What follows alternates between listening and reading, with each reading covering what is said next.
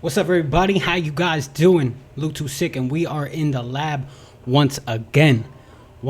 Finally. I feel like it's been a minute since I last seen you guys, since you last seen my face. In that time, it's been about a month and a half, and yeah, we've basically been living life, working. We've also been on vacation out of the country. Went to Spain for a little bit, went to Puerto Rico for a little bit, saw my family. So it was a real Latino summer. So I thank you guys for being patient and still checking out the channel.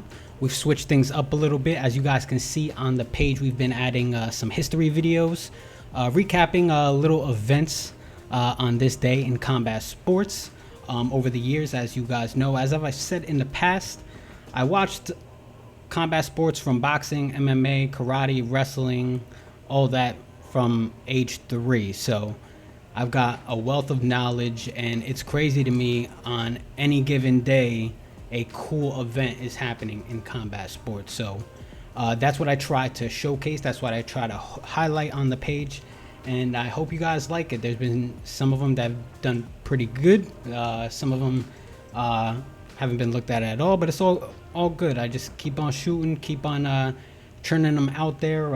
Eventually people will see them. Eventually people we'll get to talking, and regardless, it's spurned some pretty cool discourse I've had with you guys in the comments. So thank you guys for commenting. Thank you guys for watching. We've got a few subscribers on YouTube. We've gotten a few new followers on TikTok. So if you haven't, remember, hit that follow button, get those alerts in there, and follow the movement, man. Follow the family. The combat sports family, man. We gotta keep we're gonna keep it going. We got some more fight reactions coming up. We got some more UFC previews, of course, more history videos, anything combat sports related, stuff from around the globe. As you guys seen, I have had the Cuban Iron Man, I've had World Gravy Wrestling, Voodoo Wrestling, Swiss Wrestling. So just basically anything combat sports related, you can rely on this page to try and cover it as much as we can. I'm a two-man army really. I got my boy Benny Blanco. He's in the background helping me with some editing for TikTok videos.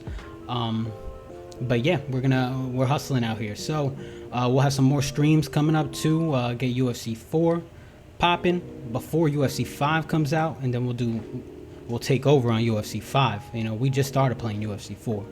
So yeah, we're plotting to take over on UFC 5, so it's gonna be good.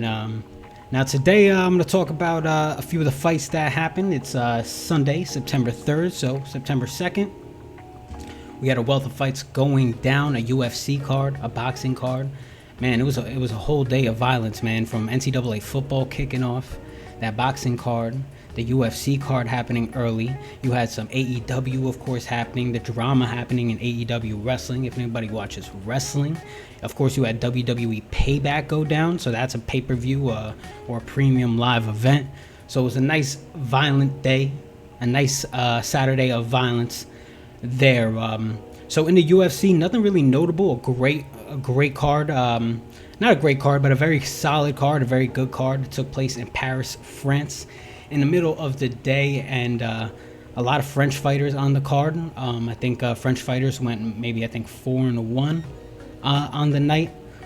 Big performances from Manon Fiorot, if that's how you say her last name. Of course, a big performance by Cyril Gane in the main event. So overall, good card there. A great showing for French fighters. At one point, you had an Irish fighter, O'Callaghan, or I forgot what his name. He was on the main card. He lost to Lapalus in the decision, and that boy was talking heavy. He was cocky, sticking his middle finger out at the crowd during the walk-ins.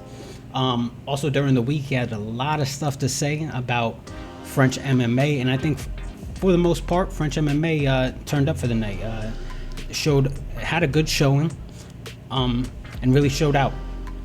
So let's recap the two big fights of the night. The co-main event was Rose Namajunas, coming back from over a year absence.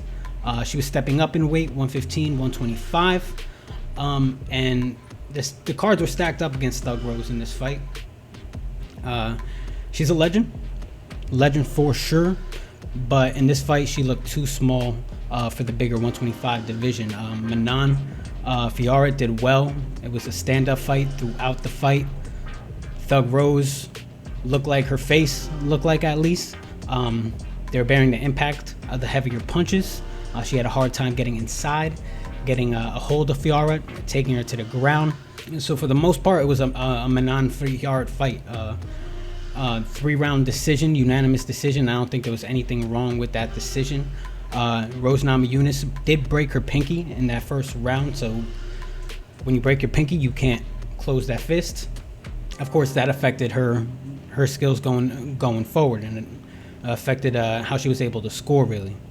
For Rose, that's 2 losses in a row, so what would be next for her? It wasn't a great showing, but she could probably get away with this one using the fact that she broke her pinky. Just a little bit of bad luck. She fought through it. So I think she has a 1-fight grace period before people start asking the question, what's next and should she continue fighting? Now Rose is only 31 years old. She got outstroked by a 2-year senior in Fiorot. So that's one thing there. She's only getting older, 2 losses in a row, and you'd have to ask, how much is she inspired? How much is she motivated to keep going? 2 title reigns under her belt, UFC Hall of Fame career for sure, I would think. A pretty good legacy under her belt. What does she have left to accomplish? At 31, she's still young. Her next fight will probably be maybe at 32. And yeah, she's just getting older. Does she want to keep taking some beatings? Does she want to keep taking losses? She's probably pretty good with money. Her partner, Pat Berry, former fighter, also made a good amount of money. So I think that family would be good. UFC champion, I think that family would be good. So that's my question coming out of that fight. What is next for Thug Rose, and are we seeing the end of a possible legend, which is very unfortunate at the young age of 31. For Fiorot, the question is, who's next for the title shot? Her, Erin Blanchfield. If she was able to get rid of Fiorot in this fight, it would have been a definite for her, but she didn't. So I think people are going to lean towards Blanchfield, but we'll see in the following weeks. She did call out the champion after the fight, but I think the money right now for the UFC and for the UFC's interests is with a Erin Blanchfield title fight. And then in the main event, we had a great matchup. It was a very intriguing matchup. I, for one, thought Spivak, he's a Sambo guy, got a background of grappling. A lot of his finishes are on the ground. He's pummeled guys, he's submitted guys. So I thought this was very interesting, especially for Cyril Gane, who got immediately outclassed by John Jones in a few seconds. This was a big test for him versus a guy who's going to want to grapple, who's going to want to wrestle. What will Gane do? And if he gets put to the ground, will he be able to get back up? And in the first round, we saw that immediately, and that was basically the end of the fight. Gane just kept Spivak at a distance, kept him at a jab, and pieced them apart. It was a great performance, possibly the most perfect performance you'd want for Gane and the UFC going forward. They'd want Gane to show out, strengthen their heavyweight division. This has happened in a French crowd, so of course Gane wants that pride, wants that big moment in front of his family, and he had that big moment, so salute to him. Pieced up Artur Spivak in the second round. I think it was just too much for Spivak, and yeah, he just succumbed. He was done. Referee stepped in, so knockout on Cyril Gane's part, and yeah, very interesting fight. Gane was taken to the ground, got back up. Spivak tried a few times to get inside. Gane kept him at bay. So very good matchup. Very good showing by Gane. And what's next for him? I would have to think, man, another big matchup. He's at the top of the division. And the guys around there is Curtis Blades. But personally, I would like to see him fight Sergey Pavlovich. I think that's a great match. That's a banger. That's fireworks. Two guys at the top of the division. Pavlovich may have an argument for a title shot next, depending on what happens with John Jones and Stipe. They might rematch. Who knows what happens there? But if no one's doing anything with that fight, let's do a Sergey Pavlovich versus a Cyril Gane main event somewhere. It don't even need to be a main event, because I don't even think that fight is gonna go 5 rounds. So I think that would be a great match. You got the power of Sergey Pavlovich, the precision, the strategic striking of Cyril Gane. So definitely a very intriguing match. Great night for Cyril Gane all around. Beautiful for him. Every time I wake up, shit feel the same. Got a million thoughts and they weighing on my brain. Sipping on my favorite liquor just to ease the pain, cause I feel like I'm crazy and desperate need to change. Making plans to move and talking state to state. Talking pounds and haze, medical high. Ray, look how my eyes stay. What more can I say? How dare a nigga tell me that this rap won't work?